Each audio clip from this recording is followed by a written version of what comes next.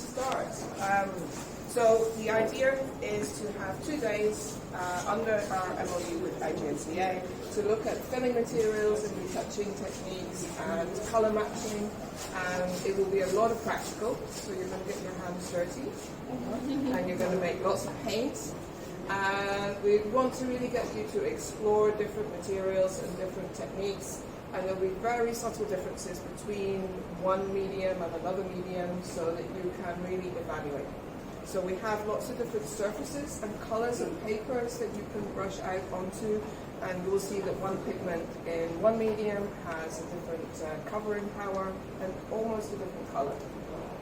And that will give you a range of ideas that you can use when you are making decisions for your own paintings.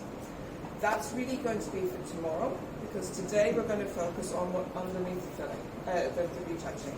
And if you don't have a very good fill underneath the retouching, your retouching will always be visible. Yeah? So we are going to learn a little bit about the filling materials that we use at SRAL, and again maybe come up with some different alternatives so that you can have a range of choices to do that. And again, it's going to be a lot of practical, but we do have a presentation to start off with. And well, I'm Kate Seymour. I'm a painting conservator. I'm head of education at the SRAL, and I'm also the chair of IGNCA at the moment. It's a chair that changes every 3 years, so I'm in the middle of a period at the moment, and we are very much involved in making plans for a new conference, which will be in Valencia, in Spain, in Europe, in 18 months' time, so in September 2023. And just a little call out, because I have to do call outs for everything. The abstract submission, if you want to present a paper, at Valencia, finishes on 8th of April, so end of this week. What is the topic this time? This time, we don't really have a main, we have a sort of underlying theme, but anything goes. So the underlying theme is sustainability.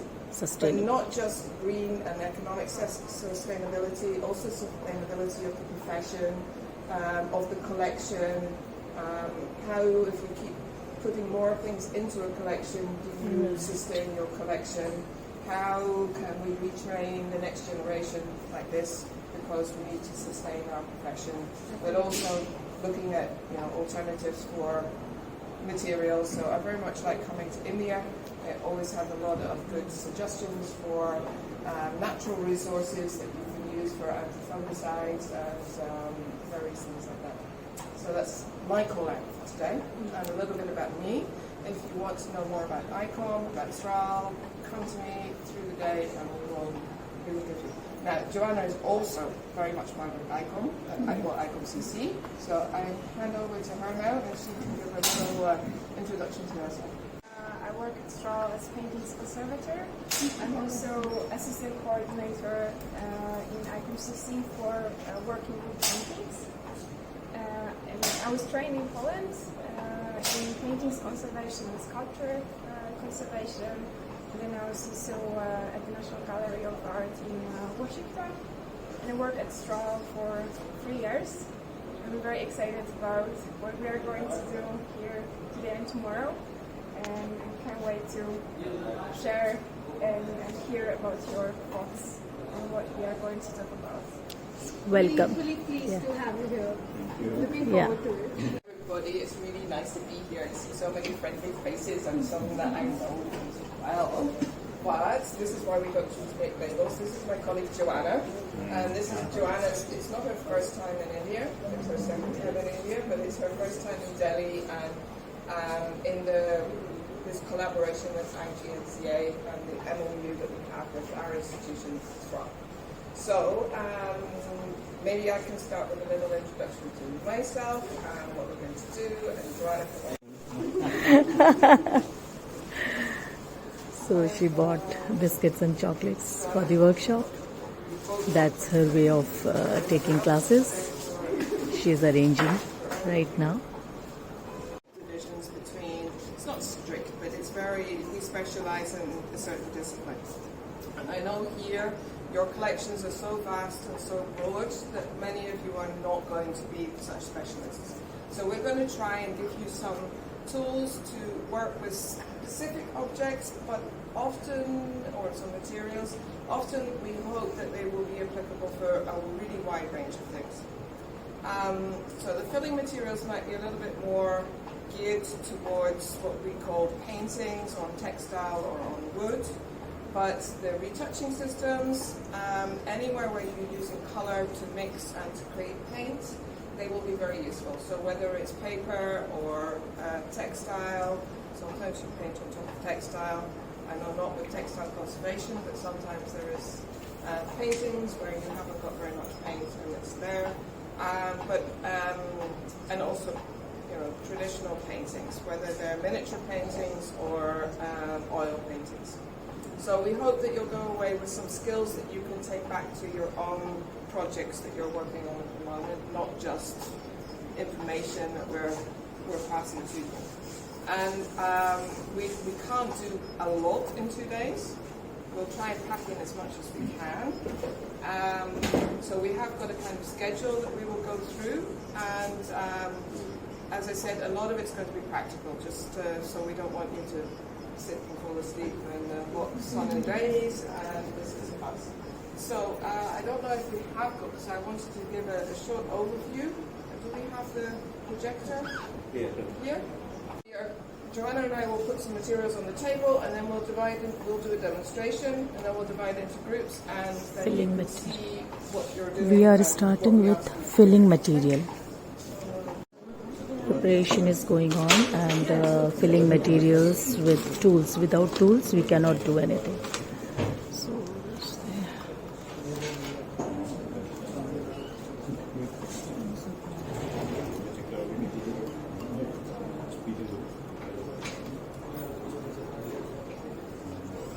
So first job is somebody who's stirring that for me.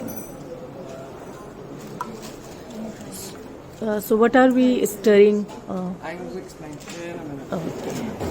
So what we're going to do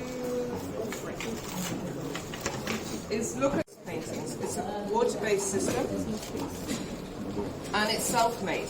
So it's not a commercial product that we're buying. It's quite lightweight, and it's quite. You can adjust the proportions to make it a little bit more fluid or a little bit more dense, so that it will flow into cracks, or it will create a putty that you can carve onto afterwards and make an impression. Because as I mentioned earlier, if your filling material is not perfect and it doesn't have the same texture as your surrounding area, you're always going to see that loss. And the idea of doing this aesthetic work is to really mask those damages that are present. So we did bring materials, not that we don't expect to find them here in India, but it was just easier for us to bring things. And what we're trying to do is to create a system that is usable here. We don't really want to bring in equipment and materials that you cannot find in other, wherever we are. We do this in other places too. So it's really important for us that it can be sustainable. And at the moment it's fantastic because we have at SRAL in Maastricht, we have Nitin Kumar. I think most of you know who Nitin is. And I think some of you are expecting to visit Nitin while he's in Maastricht. Yeah? Yes. So this will be, we spent, you can find them here in India and in Delhi. So the filling material is really this bulky material that I'm going to push into losses in a paint surface. And the losses in a paint surface, we have a support, it's canvas or wood, and then you have a flaked paint, so you have a depth. And you need to sometimes have a very deep fill, or sometimes it's a very shallow fill. And I think if you look at some of the objects and maybe remember in your own practice, you will think a little bit like that. So we want to have something that we can make more fluid or we can make more stiff. And we want something that is not going to be, how can I say this, it's not going to fall off, so it needs a little bit of adhesion. because the canvas or the wood support will move over time as it reacts to relative humidity. So we want something that has a little bit of mechanical stiffness and flexibility at the same time. Much of this one. So it's really and we don't really have a recipe. Where's the rest of these there? But this is a suggestion. It's not the recipe. And we will see, maybe we can even get 4 groups to make different proportions so that we do see a difference. We can make a comparison. And if you don't have more than one option, you can't make the comparison, and then you can't make the decision.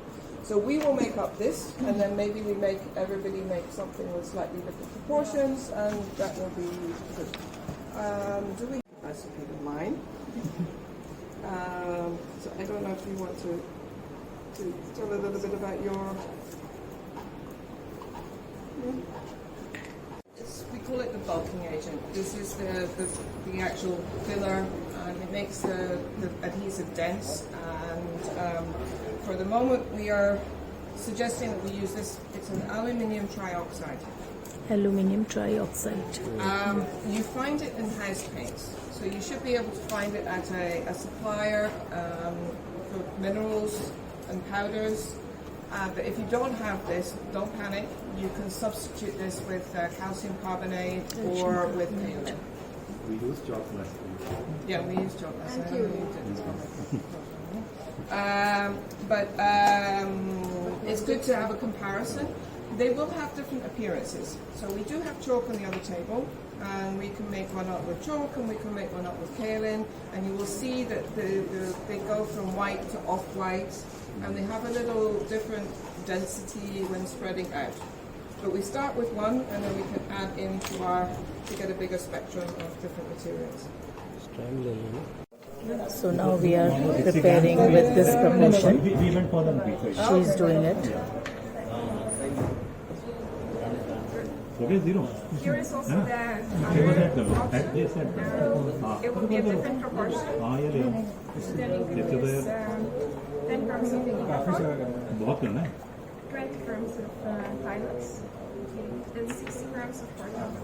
So you can play with the proportions between the EVA and the pilots, and then you change the flexibility. So you can also see how it differs and how you feel the filler, the texture, yes. And then it's also depending on how stiff it is or how flexible, and you can use it also for different surfaces and for different purposes. So it's also different to make a feel for a sculpture and for wooden tiles and for canvas paintings. And also it may very differ if the ground layer on the sculptures, for example, is very often much thicker than on the paintings. And also on the paintings there are also some paintings that are without any ground without any priming. But it can be canvas also that are grounded very thinly or very thickly. So it's also very important to look at your object and see what it means, what is actually there that you would like to achieve. And playing with this proportion can also help you a lot to get it whether thick, as Kate was mentioning, that it goes in a very deep loss, or if you need it for a very shallow field, for example, then you need it much more flexible and much finer. So this is exactly it. You can see the difference between them. That's 60 grams now. Perfect.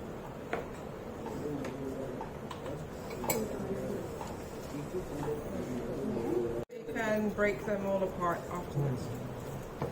I don't know if you have some boards that we could use, because I'd also like to put them into round discs so we have a thick layer on a stiff support. Wooden board.